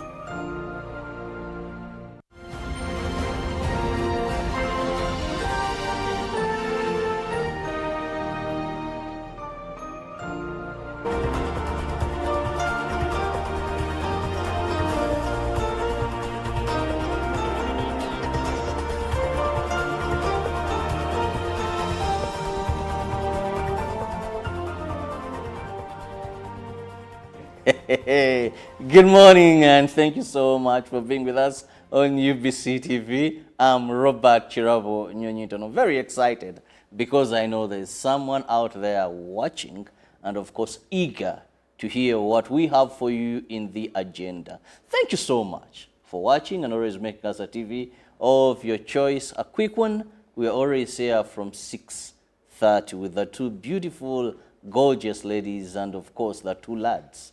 We spice up your mornings with some bit of laughter here and there, light jokes, but above all, credible, trusted information of what is happening globally and, of course, locally. Now, here we usually have a guest and we discuss issues of national concern. Now, today, we choose to look at the National Population and Housing Census 2024. This year, that will begin on 10th till the 19th. Are you aware that we're having census this year? Well, if you are, what do you need to know? And joining me on set, I have Dr. Vincent Fred Senono, who is the head of demography and social statistics. That is at the Uganda Bureau of Statistics. Doctor, good to have you again. Good morning, viewers, and good morning, the moderator. Today, as you have already mentioned, that we are in high gear for the Population and Housing Census 2024, which the actual enumeration is going to start on 10th to 19th May. But for the census, what we call the actual counting of the people, a number of activities have been going on. And one of them is listing household, not household member, but only listing households, which has been ongoing. So we have already completed about 93% of all households in Uganda. Then currently, we are in Greater Kampala, which is Mukono, Wakiso, and Kampala. And as you have ever seen on the UBC TV, our ED has been meeting a number of officials to ensure that we have a successful listing. Listing means we are not asking any other information about the household. We are only asking information about the household head only to know how many households are in the country and how many enumerators do we need to be able to carry out a successful census. Therefore, it means that in this round, someone is moving around. Our listers, code listers, are moving around with tags. Remember last time we talked about the tags. And these tags are important to identify these people who are listing household, especially in Greater Kampala, where we have very many smart people. People can disguise as if they are doing the work of the bureau, but when actually they are not doing the work of the bureau. This means that as the people are moving around in Greater Kampala, they are moving house to house with the LC guide. They are not moving around. They are moving with the LC guide, and already the RDC, the deputy RDC, the chairman, LC5, the chairman of the 3, the COW, the planner of the districts have already been informed that actual listing is going on in Greater Kampala. But more so, what is important that enumerators and supervisors, the advert is ending on 22nd March 2022. For those who want to apply to be part of the census as enumerators or as supervisors, there is already a link where you can apply. WOBOS is not going to bring enumerators or supervisors from Kampala. The enumerators and supervisors are supposed to be from those areas known by the people with integrity, so that we prepare for the census on 10th, starting on 10th May to 19th May. Therefore, members, if you really don't have a job and you want to be part of this exercise, please apply. All people are given equal opportunity. Now, Doctor, that well said. The house listing, you said in Greater Kampala, is ongoing. It is important for us to understand when we talk about the National Population and Housing Census, which simply means counting people. But you see, one may ask at the back of their mind, why should I be counted? Why should I even give the information that they're asking me? For example, they come to my household. Last time, differentiation between a household and a family. Yeah. To my household, then they begin asking me how many children I have, how many, do I have animals? You know, what do I do? All these, why should I participate in this thing? After all, it is free of charge, voluntarily. No one is coercing me. I am not getting, I'm not being paid. That's how far our society has gone. So, why? And someone may even bring in political issues, because you've seen this over and over. We are, with the accounting, we are going in. So all this, why? Brief is very important for our people. Thank you, moderator. When I can go back, like before I was born, 1969, the population of Uganda was 9.5 million people. And the last census was around, in 2014, the population of Uganda was 34.6. What was the importance of these figures? The figures gives, first of all, the distribution of the population in the country by age, sex, and other social characteristics. But why is it important? First of all, I'll start with the current issue about a parish development model. The parish development model came because of the statistics. How did it come? Because of the counting of the people, we know that how many people are in subsistence economy. The districts, government of Uganda allocates resources to the districts based on the population distribution. The issues to do with the roads are also influenced by the population. The issue of disadvantaged population, the elderly, the people with the disability. How do you support them without knowing where these people are? So in addition, the unemployed, we need to know how many people are unemployed in the country. And how do you know them? It is through the census, which gives you the total count. If you want the current programs on distribution of electricity, you need to know where the majority of the people without electricity are.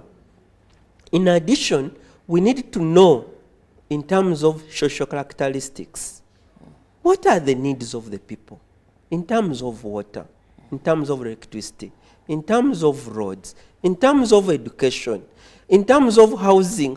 If the government wants your people to be well off, you need to know how many people are still living in grass-thatched house. Where are they located? How many people cannot afford meals a day? How many people don't have shoes? How many people don't have mosquito nets? How many children are not immunized?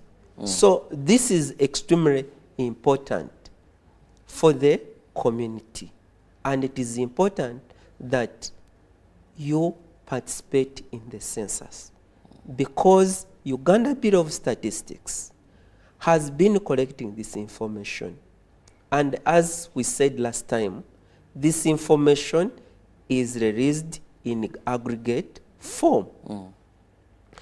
It is important that the individual participates, because this information is not going to be released about an individual. And you may not know that we are talking about providing free health care. How will you know that there are how many people without medical care? This is important for the government to plan. You may think that it doesn't benefit you, but if the health care comes and they say there are 2 million people, and in reality there are 10 million people, and you don't get the service, what would happen? Like you have seen many people complaining that did not get the mosquito net. I got only one, and we are 5 in the household. This can be one of the reasons when you give wrong information. That when they come arresting people, you say you are only one member or 2. But when they come to distribute nets, you say we are 5. So you are the one losing. Well, viewer, you can be part of the topic of discussion by simply using the number that will be popping up on your screen to send me a WhatsApp or a text message. And my guest will be responding to your concerns. We are talking about the National Population and Housing Census that will be kicking off on the 10th of May till the 19th, where they will be counting all people that will be in Uganda from the night of 9th. So they will be coming to you, asking you questions, then feeding into the database that the Uganda Bureau of Statistics keeps to inform government, individuals, various researchers as they move forward on development programs. Now, Doctor, you've given us the relevancy of the census to us, but what are some of those things or factors that people must pay attention to during this exercise? Thank you, moderator. One of the most important things is to ensure that the person who is going to visit your household is a person from Uganda Bureau of Statistics and has all the documentation which shows that is the person. That is one. 2, this time round, the census is called a digital census. It is a paperless census, which means that people are using what we call tablets. I see you have one. You can show them how it looks like. This very one? Yes. So this is the tablet our enumerators are going to have. And they are going to collect information using those tablets. And this means that this information is going to be transmitted directly to WOBOS. This means that nobody is going to access this information apart from WOBOS. 3, when you give correct information, you know that it is not only as an individual are going to benefit, but the government will know what is happening in your area in terms of population. Like now, as you know that constituencies are based on what? Population. Population. The issues to do with the parish model funds, although they are based on parish, but they, as the President, our Excellency said, they are in areas where we have a lot of people. That also affects the center. Therefore, I'm requesting members to give the right information about their households to ensure that there is proper planning for the country. Fourth, we also need to know that these people are going to ask information about your household in terms of how many household members are in your household, the age, sex, how many household members have benefited from the parish endowment model, Yoga, how much have benefited from Yoga program, the housing conditions in terms of the roof, the floor, and also the wall. Also, we are going also to ask issues to do with the employment, you know that whether a person is working or not working, and what is, but all this information we are collecting has nothing to do with taxes. All the information we are selecting is going to be based on planning purpose, not for taxation. Therefore, when we ask you this information, we are not going to use it to tax people. And remember, moderator and the viewers, I have said that in 2014 we undertook a census and we had 34.6 million people. But the WOBOS did not release information about the people, which means that even today we are not going to use this information to tax the people, but to help, as you already mentioned, the government, the central government, the local government, the researchers, to get the right information so that we can develop our country. It's all about getting right information to be used in government planning, not taxation, so no worry for you to fear giving the right information. Doctor, to what extent will the enumerators go when it comes to my premises? Oh, thank you. Yes. One thing, we don't encourage enumerators to enter people's households. They are supposed to sit outside in a place where the respondent feels comfortable. We recommend that the enumerators should not enter into people's household, but they sit outside where they can be interviewed. 2, these enumerators should not allow non-household members, those who are not part of this household, to be part of the interview, because it is a private interview. This interview is between our enumerator and the what? And the household. So we are going to train these enumerators to make them sure that they respect the respondents, like the households. They should not have any way that our enumerator will say, I want to enter. What is here? No, because according to the statistics, the respondent is always right. There is no way you can say, your data is wrong.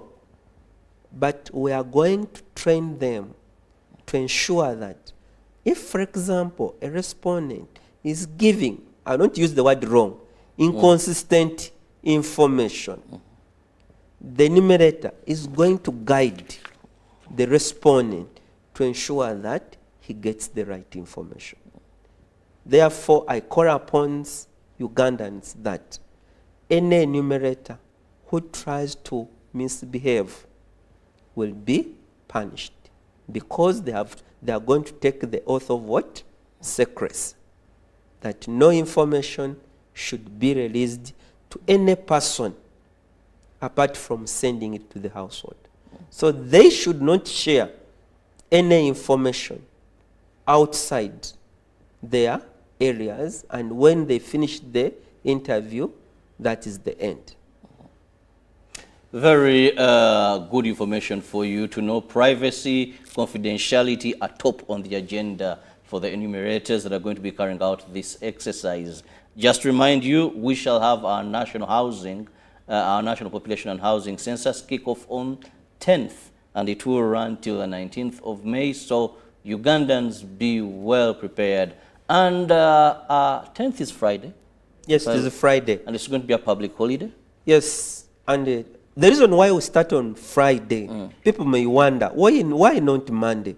Why not Tuesday, but a Friday? The intention of having counting people on Friday is to allow, because if Friday is a public holiday, most people don't work on Saturday, most people who don't work on what? Sunday. So we target the working population to be covered on those days. And this is extremely important, especially in urban areas where people work away from home. Like you now, if you are not having a public holiday and your wife is not there, or you are any household member, we may miss you. We don't want to miss such a people, because we want all Ugandans to be counted. So that's why we start on Friday 10 as a public holiday. So we are not saying that everybody is going to be enumerated on that one day. No. But everybody would be enumerated based on that day, the night of 9th. So starting 10th, even if we come here on 11th, we'll only ask you information for the people who slept the night of 9th in that household. Now, also very interesting. I could be, I have my home, say, in Diantonde. Yes. I'm renting an apartment in Kampala because I work in Kampala. And over the weekend, I go to Diantonde.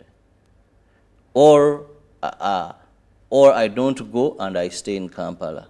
So when you talk about a household, this is my understanding, that this is a home with its head. We could be family members, but I have my home, you have your home. So each is a house. We are looking at households, not families here. Yeah. So where are you just targeting anywhere I can be, as long as the night of 9th I was there, that's where I'll be counted from? Or does it matter some to go to their maybe villages or something like that? Okay, these are thank you, and this is extremely important. What is the census? It is counting of all people in Uganda by age, by sex. That is the prime role. That means the total what? Counting. And you are counted where you slept that night. Like when we God takes a picture of Uganda at the night, and they say, "Pah!" It means where you were is where you are going to be counted. You get me this? Where you were is where you are going to get counted. So which means that if you are in Kampala and you have another home in Lyantonde, you are going to be counted in where? In Kampala.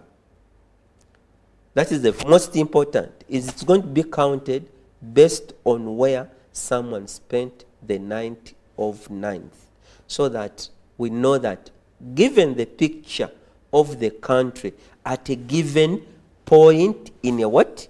In a time. So we are just taking the time. But because of what you have said, we also think about that Vincent is staying in Kampala, but he has a home. Where the household head? In Lyantonde, as you have said. We are going to ask a question that although Vincent did not sleep here, is he the household head? So when we are counting people who are slept at the night in Lyantonde, you will not be there. But when we ask who is the household head, you remain the household head. Because you are going to say that Vincent Senono is the household head, but during the census night, this person did not what? Sleep there. The reason why we do that is to avoid double counting.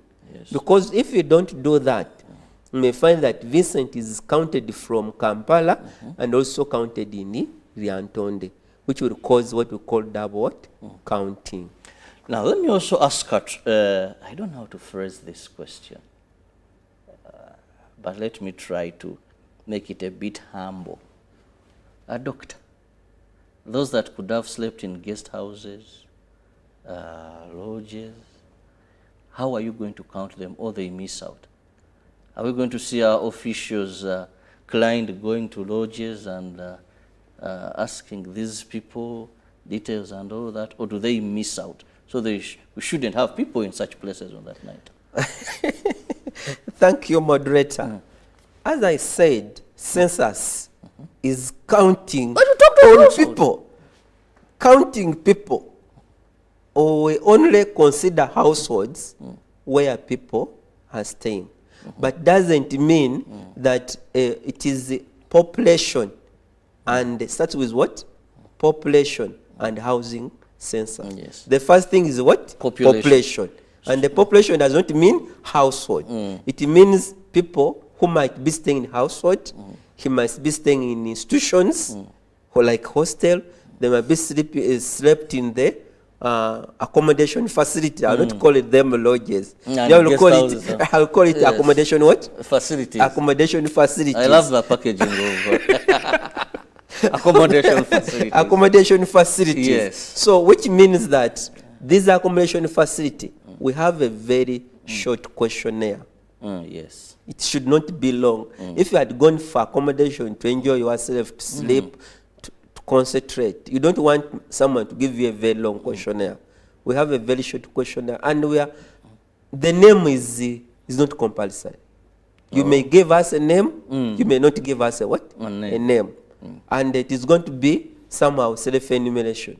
You fill in the what? The form, and this information is entered. If you want, you can give us the name. If you don't want, we don't give you the name. But we don't ask all other questions about the housing condition, what employment, education. We ask few questions. So for accommodation facilities, we are asking limited information because our interest is to get the total population.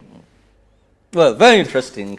Now I see some messages coming in. Please, just a quick reminder, and what is important is to know that from the 10th to the 19th of May, you must be counted. Please, as a responsible Ugandan, this is a noble cause because we want to know how many people do we have in our country, and it is upon you to ensure that you do not miss out. It matters to be counted for development of our nation, for service delivery, and all that. Well, at this time, let me look at some of the messages that are coming in. Please keep them short. Kindly keep them short so that we can easily have them. Well,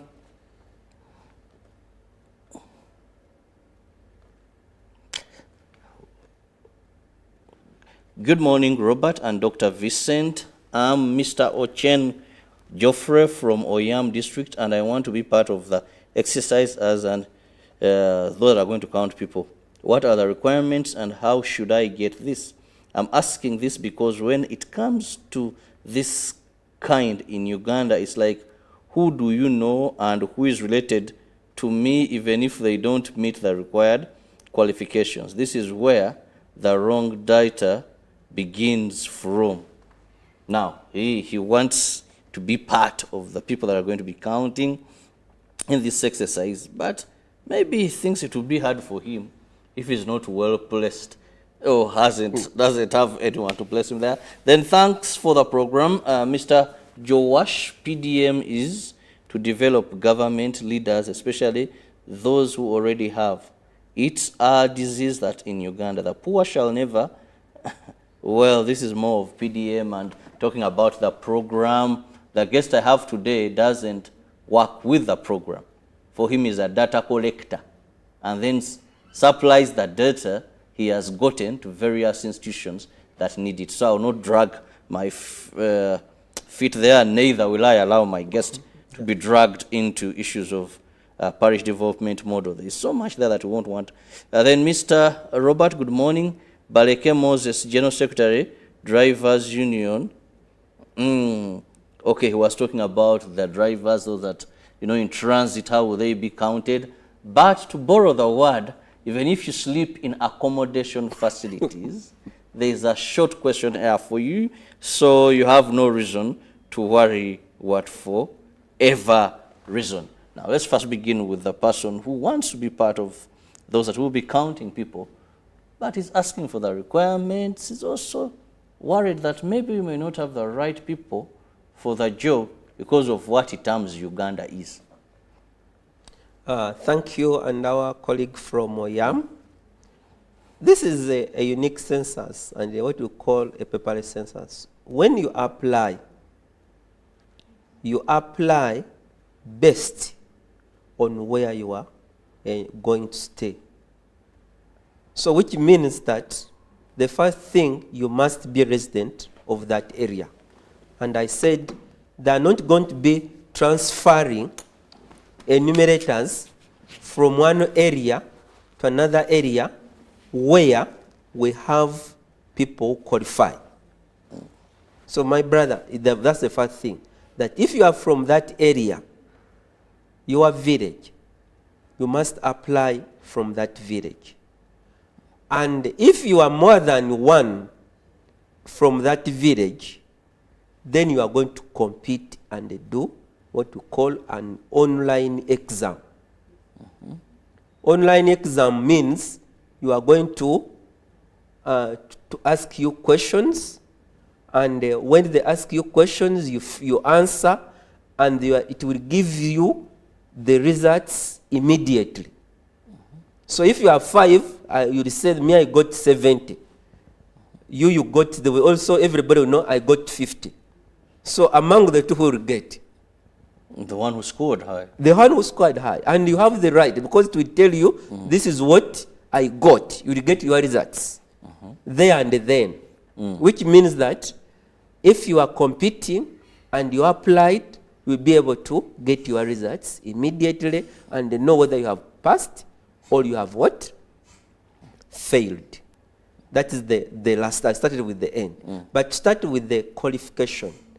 If you don't have a phone, smartphone, you have to go to the district.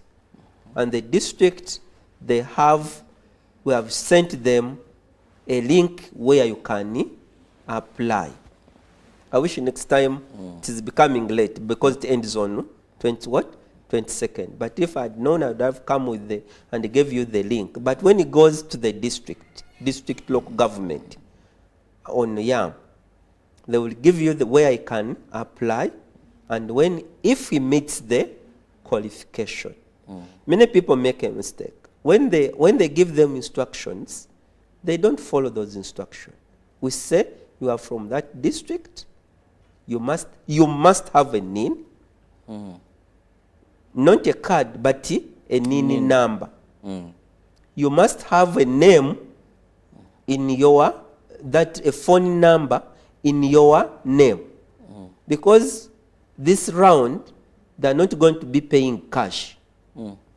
Everything is going to be online. They're going to call what you call e-cash. I think you know it. That you are, after doing the work, you are paid using your what? Your phone. You must be able to handle smartphones because you must be able to navigate through these gadgets you have already shown the viewers. So which means that you must get the location information correctly. So you may say, me, I applied, but they never shortlisted me. But did you provide all information? The good thing now with this technology, when you apply, it sends you a message that you have successfully applied. And that message comes on your phone. And then you can say, how comes I was given information, but I don't see my name on the shortlist? But did you meet the minimum qualification? If yes, you are going to be automatically selected. What's the minimum qualification? For supervisors, you must have a diploma or a degree, a diploma and above. For enumerators, you must have a qualification of minimum senior 6. Why minimum senior 6? It's basically you must know how to navigate these gadgets and also comprehend the questionnaire, which is a bit technical. Good. That said, now, Doctor, let's talk about issues of this time. It's the digital census. Paperless, no holding paper, and this assures us of confidentiality that our information will be. But our history has not been very good with these gadgets whenever I've gone to use them in the field. Sometimes either we have network, sometimes either data. There is always a challenge, I must say, when it comes to us going digital. I don't want to mention specific incidents, but that I know our viewers also know. So this time, what measures have you taken to ensure that we don't have such challenges coping up during census? Thank you, moderator and viewers. What I can say is that, yes, you are right. And when we carried out the pilot census for preparations, some areas, especially areas which are bordering Uganda with the neighboring countries, they pick signals for other countries, like Simbacom. So which means that if you are in another network of another country, you cannot send data. But what we have noted is that our application, you don't need internet to do the interview.